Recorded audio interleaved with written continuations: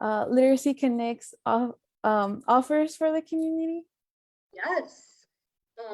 Thank you so much for the lovely introduction, Katerina and Daniela. I'm very happy to be here to talk to all of you who are watching a little bit about our organization and some of the volunteer opportunities that we have.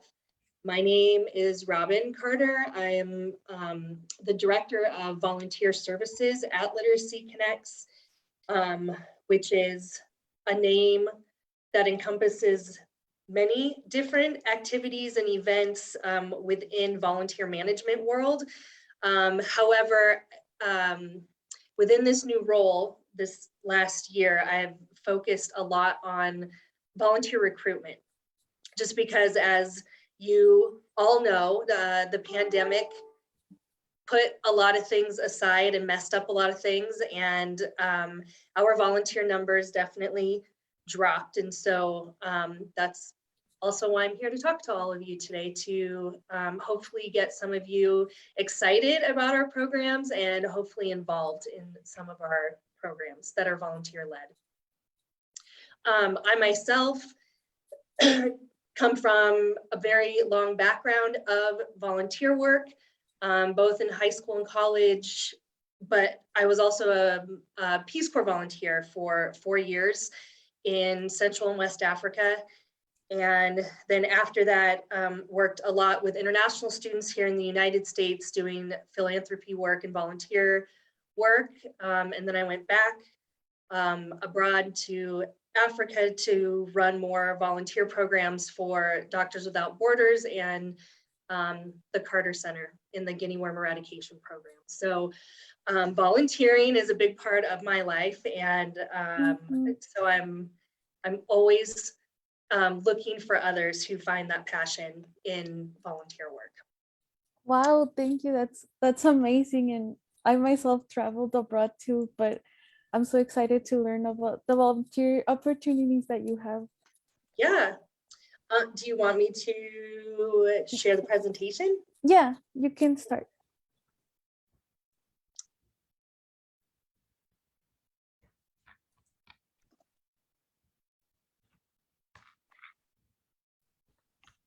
Okay. Can everyone see this? Yes. Yes. Okay, perfect.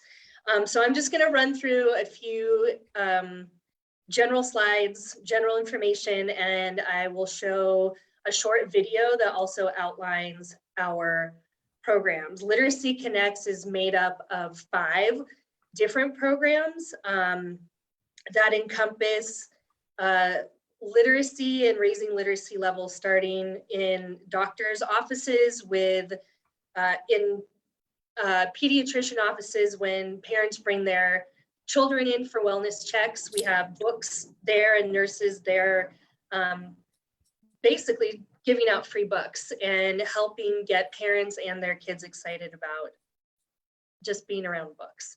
And then our other programs go through like elementary school, and then we have middle school program. Unfortunately, nothing really for high school students.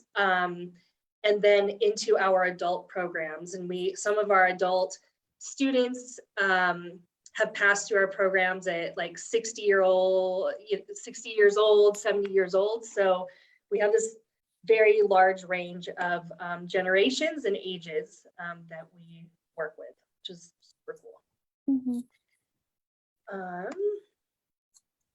So for the purpose of just giving you a little bit of background about Literacy Connects, even before 2011, when we merged to form Literacy Connects, in 2007, there was a big town hall meeting in Tucson with various businesses, nonprofits, to talk about what the major challenges were for people here in the city. And overwhelmingly at the end of the discussion, people decided that low levels of literacy were just too low, and we should probably do something about it, because without being literate, people don't have access to anything really in this society and the systems that we have. So no access to education, to healthcare, to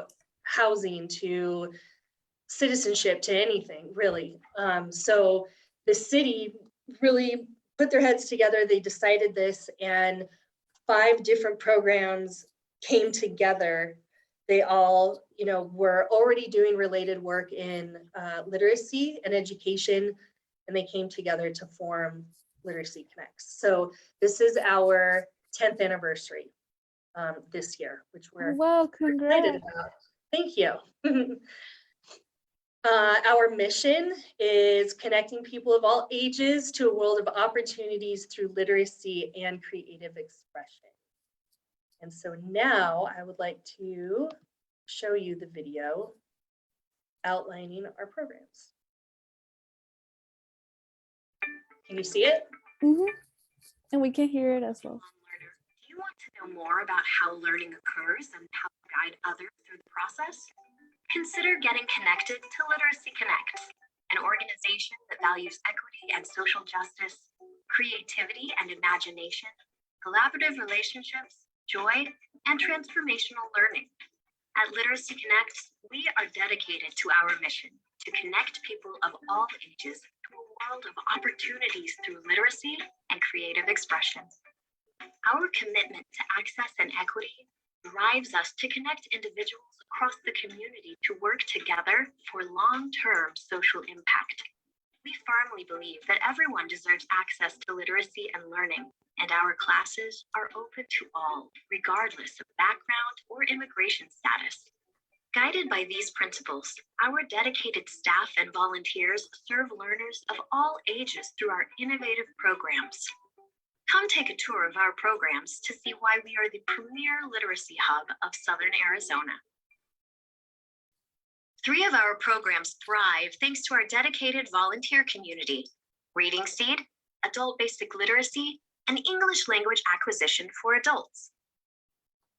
Reading Seed empowers students to become independent readers so that they can become lifelong learners.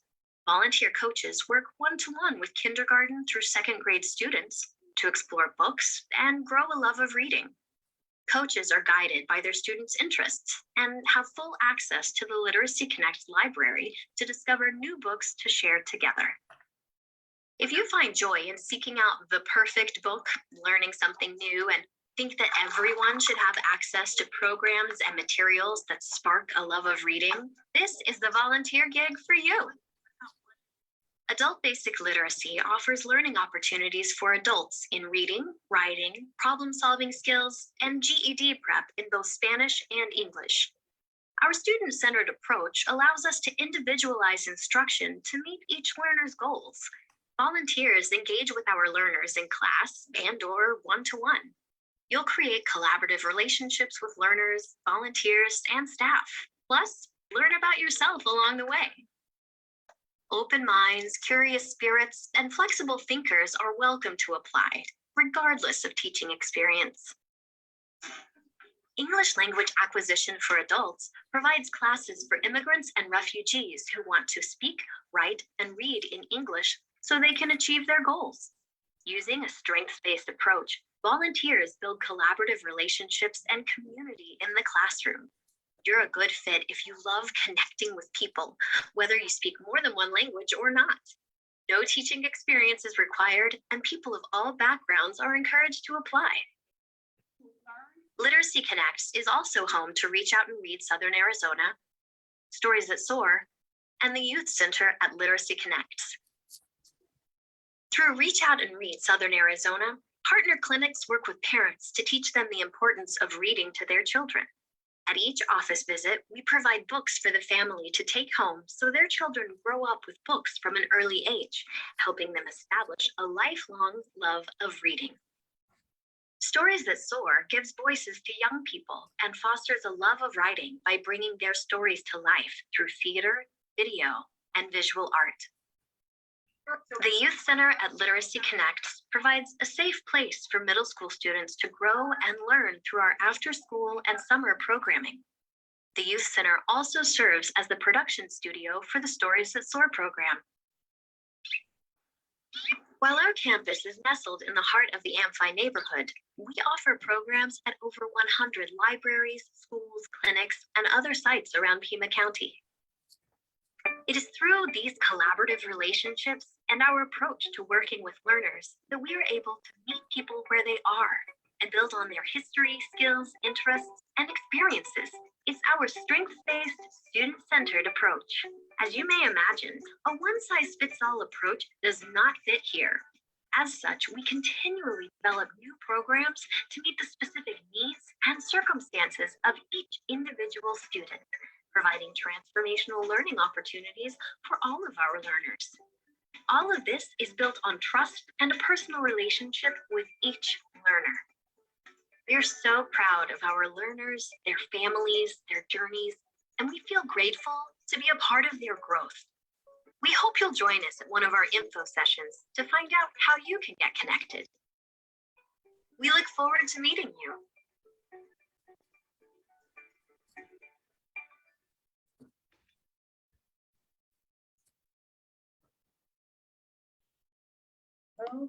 Okay, thanks for watching.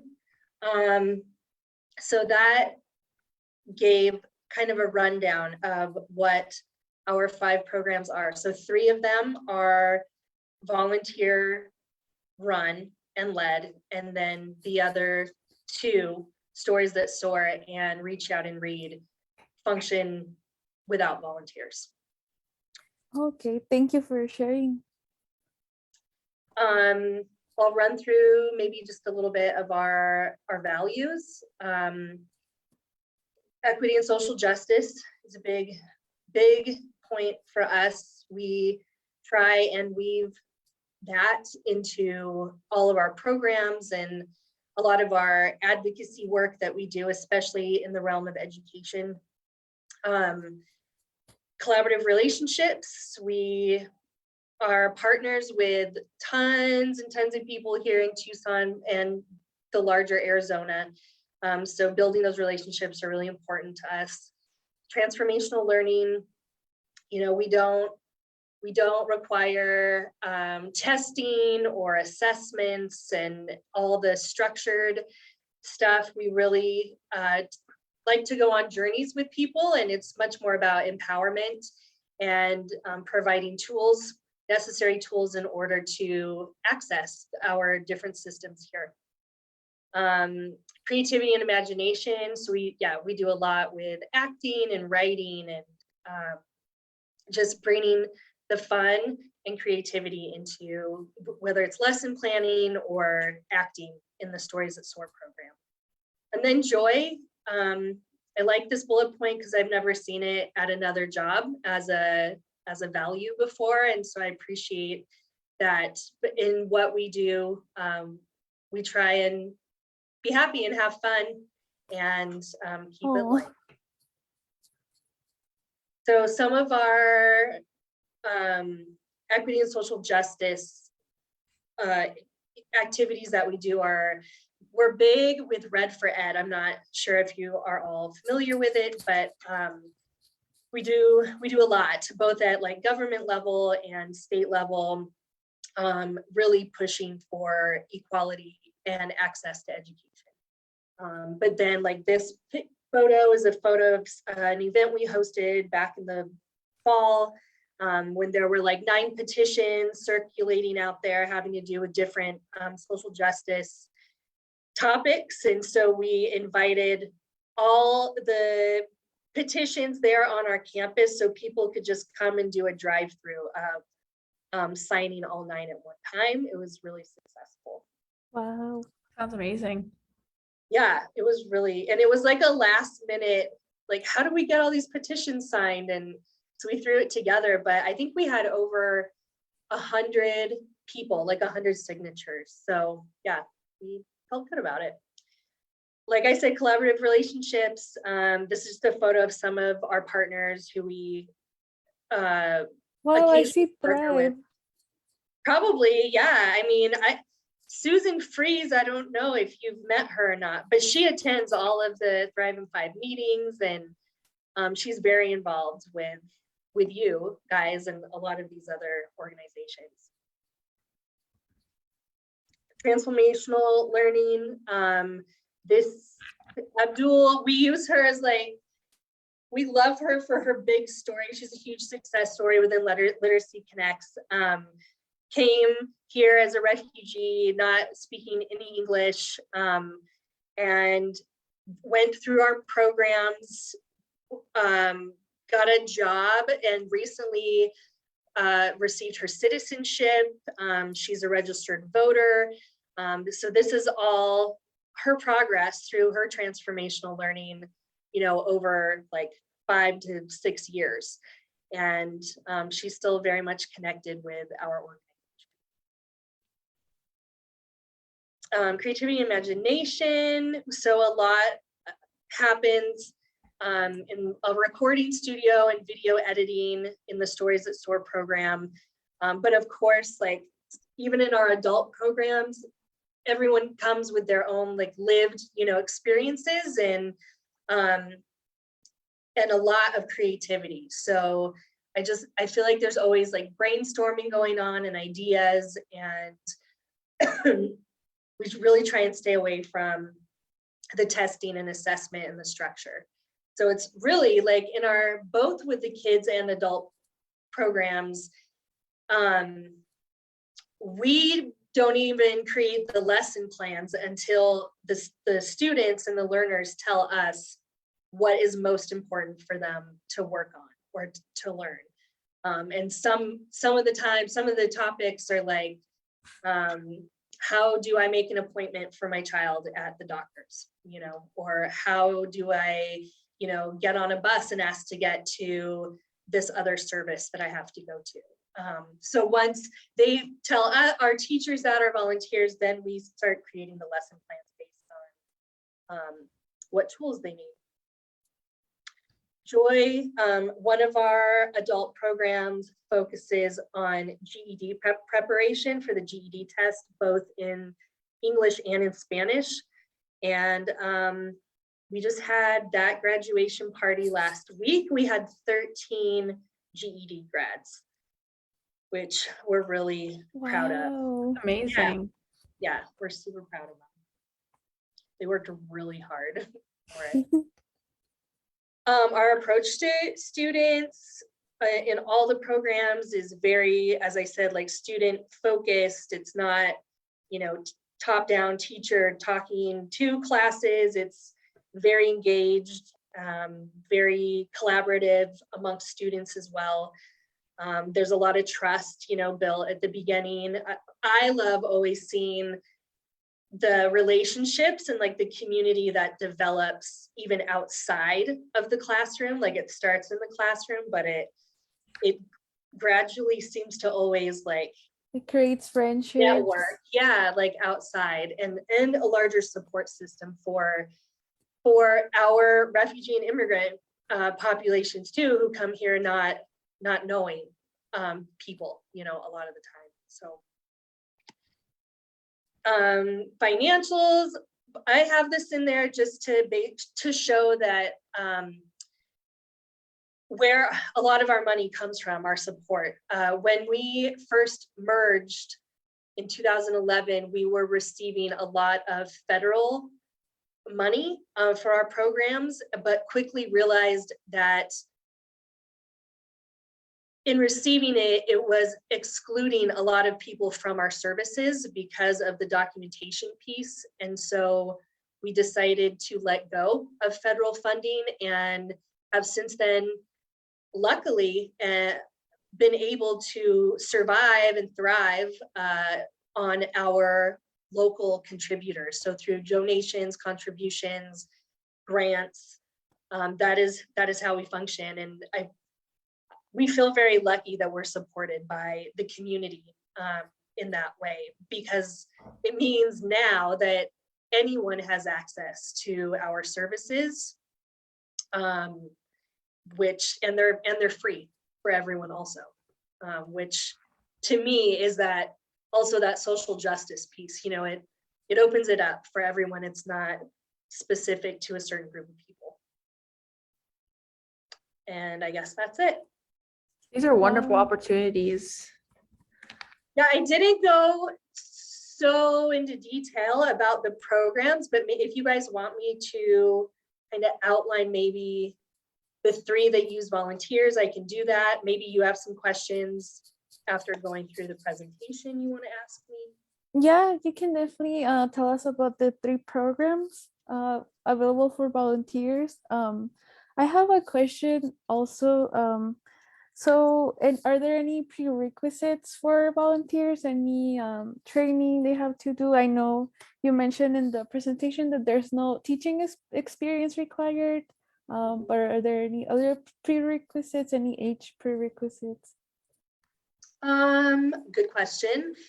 I do know that volunteers historically are 18 years of age and older. We are starting to kind of pilot a couple programs with high school students, specifically for that reading seed program going into elementary schools and reading to K through 2nd graders.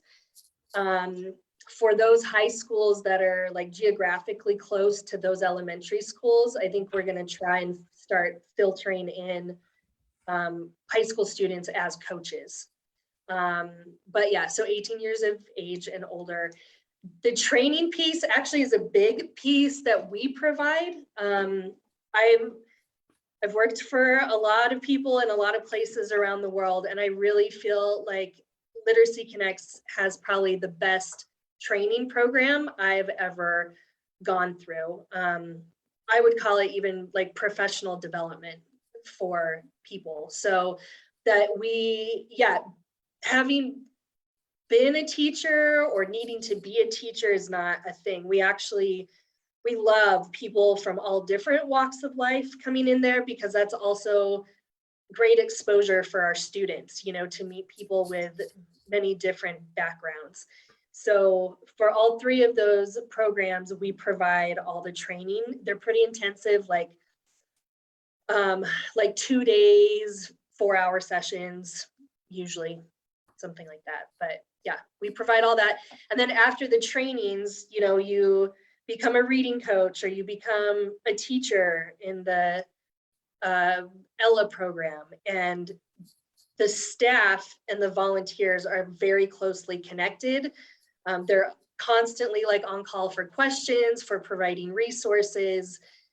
Each program offers like continuing education throughout the year that people can attend, and there are coffee hours where people share like best practices and stuff like that. So it's very involved. Once you take that step in commitment to one of our programs, you really step into a whole other world, I feel like, of community and learning.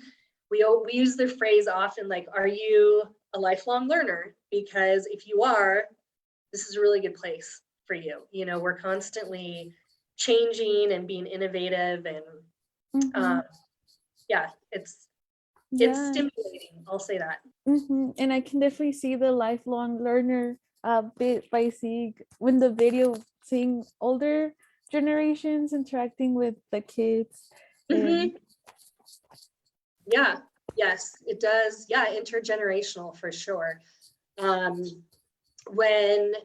COVID came around and on the scene, Literacy Connects they struggled like a lot of organizations at that time to figure out what they were going to do, because all of the adult classes as well were all in person, either on our campus or in libraries throughout Tucson.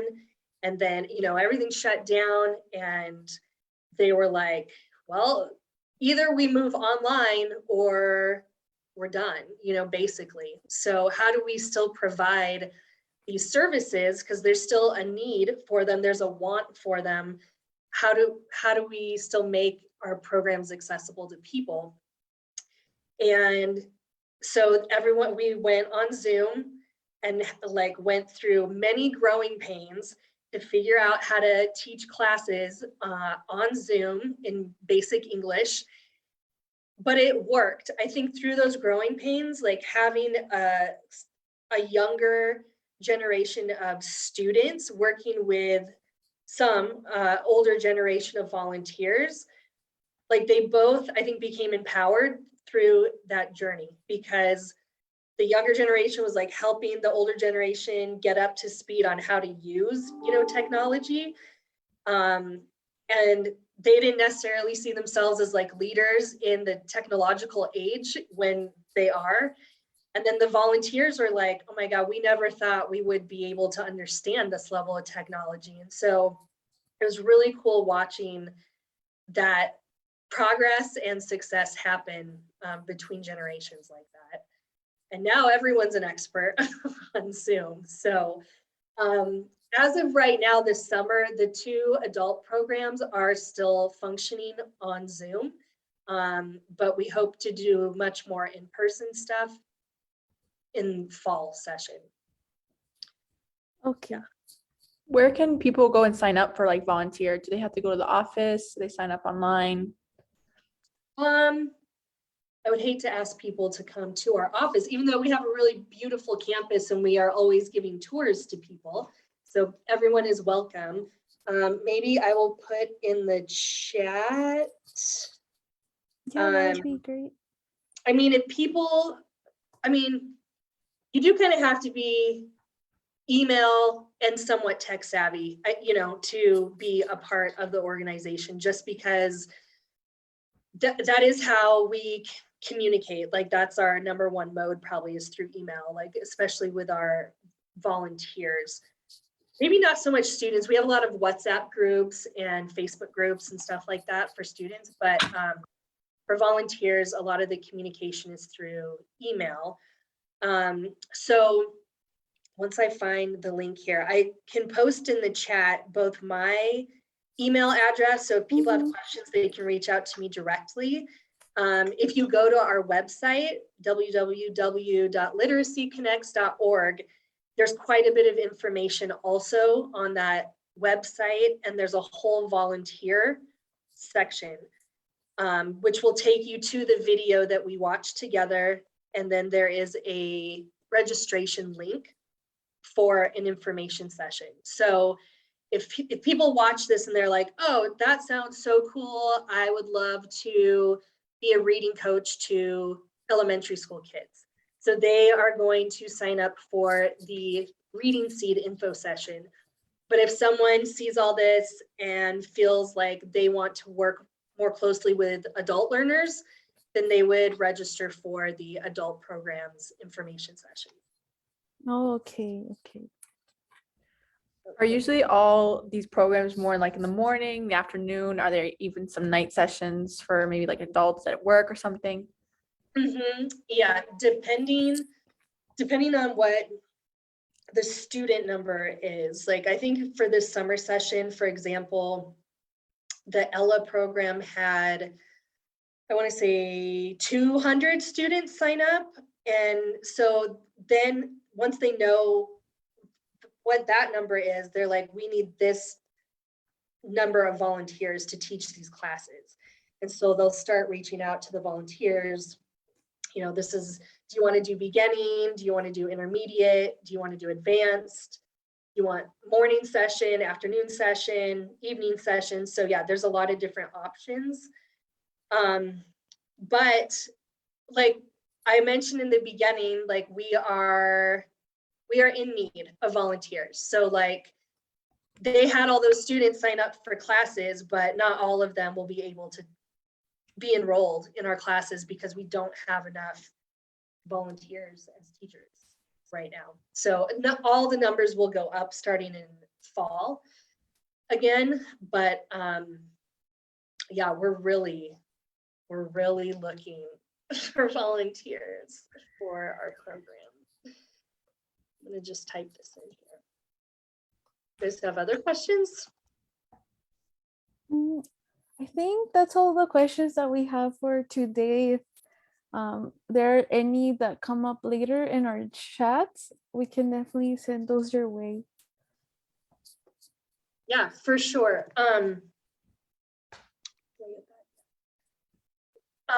Yeah, people, I hope that people reach out. I'm happy to have a phone call. I'll even put my cell phone number in there. if people want to talk more in depth about it. But also after seeing this and having the link to the website, the volunteer page, I would just go and sign up for an information session for either adult programs or Reading Seed program. That sounds great. Thank you. Kathy, would you like to close us off? Yeah, of course. Thank you to everyone who tuned in, and thank you, Robyn, for taking your time of your busy schedule to talk with us. And thank you to our community partners and members who work so hard every day to make our community thrive. And if you missed the live stream, you can watch the recorded version on the Thrive Facebook page, and that's facebook.com/thrive-in-the-05. And remember to like, comment, and share with your friends or family who might be interested in learning more about these volunteer opportunities and helping make our community have more literacy. I am your host, Danny, co-hosting alongside with Kathy. And a big shout out to Jenny, who has been helping us behind the screen. And thank you, Robyn, for coming out. Everybody have a great day and a great week. See you next week at the same time, at the same day. Thanks so much for having me. Thank you. Thank Bye-bye. you. So exciting. Bye, everyone. Bye.